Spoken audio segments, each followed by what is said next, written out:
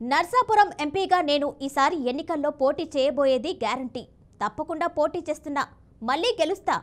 ఏ party తరపున పోటీ చేస్తా అనేది మాత్రం తర్వాత చెప్తాను. ఖచ్చితంగా ఎన్డీఏ కూటమి తరపునే పోటీ చేస్తున్నా.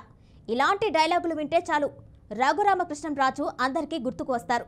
కానీ ఇప్పుడు ఆయన ఆశలపై బీజేపీ అధిష్టానం నీళ్లు చల్లింది. దీంతో ఇప్పుడు ఎటూ పాలుపోని స్థితిలో ఉన్నారు రఘురామ.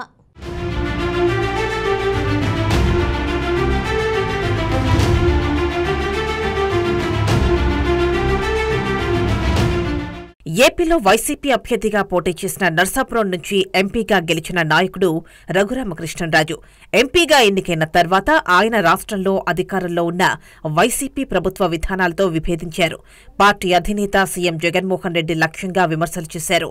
నాటి నుంచి ఆయన వైసీపీ ఎంపీగా కొనసాగుతూనే అదే పార్టీ ప్రభుత్వ విధానాలపై పోరాటం చేస్తూ వస్తున్నారు.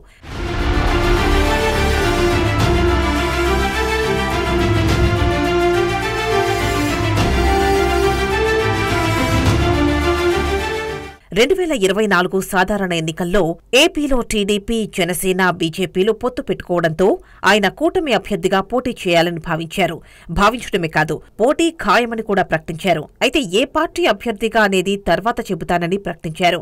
టీడీపీ, జనసేన పార్టీలు కలిసి నిర్వహించిన బహిరంగ సభలో పాల్గొని ఈ ప్రకటన చేశారు. అయితే పొత్తులు పెట్టుకున్న 3 పార్టీల్లో ఏదో ఒక పార్టీ అభ్యర్థిగా పోటీ చేస్తానని ప్రకటించిన రఘురామకు నిరాశ ఎదురైంది.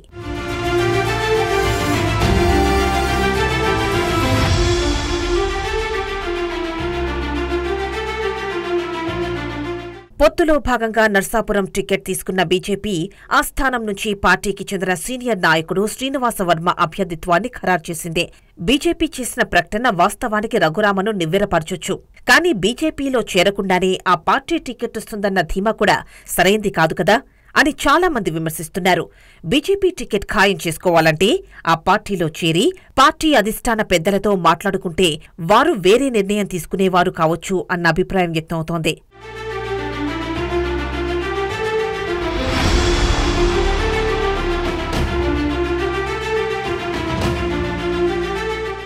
నమ్మకమంతా టీడీపీ అధినేత చంద్రబాబు నాయుడు మీద పెట్టుకుని బీజేపీ టికెట్ కావాలంటే ఎలా వస్తుంది అని ఆయన్ని విమర్శించేవారు అంటున్నారు. తీరా టికెట్ రాకపోవడంతో నిరాశకు గురైన రఘురామ ఇప్పుడు చేయాల్సిన పనిపై దృష్టి పెట్టారు. ఈసారి ఎన్నికల్లో పోటీ చేయని పక్షంలో ఆయన రాజకీయ జీవితమే క్లోజ్ అయ్యే పరిస్థితి వచ్చిందనే అభిప్రాయం కలుగుతోంది. అయితే నర్సాపురం ఎంపీ టికెట్ రఘురామకు రాకపోవడం పట్ల ఆయనకు మాత్రమే కాదు, నర్సాపురం పార్లమెంట్ పరిధిలో పోటీ చేస్తున్న కూటమి ఎమ్మెల్యే అభ్యర్థులు ఆలోచనలో పడ్డారట. టికెట్ రఘురామకే వస్తుందన్న ధీమాతోనే వారంతా ఇంతకాలం ఉన్నారట. తీరా టికెట్ వేరే వ్యక్తికి రావడంతో ఇప్పుడేం చెయ్యాలనే ఆలోచన చేస్తున్నారట.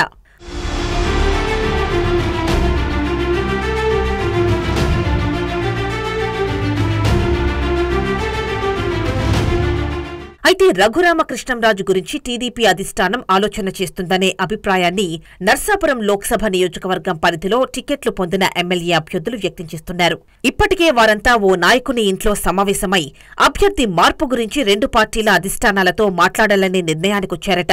రఘురామ కూడా ముందుగానే ఒక పార్టీలో చేరితే టికెట్ కేటాయింపులో ఖచ్చితమైన నిర్ణయం తీసుకునే అవకాశం ఉండేదనే అభిప్రాయాన్ని కొంతమంది వ్యక్తం చేస్తున్నారు.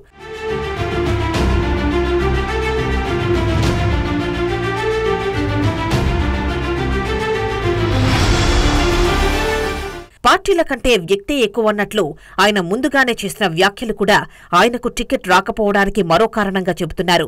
చూడాలి మరి ఆయన నమ్ముకున్న టీడీపీ అధినేత చంద్రబాబు నాయుడు ఏ పరిష్కారం చూపిస్తారో.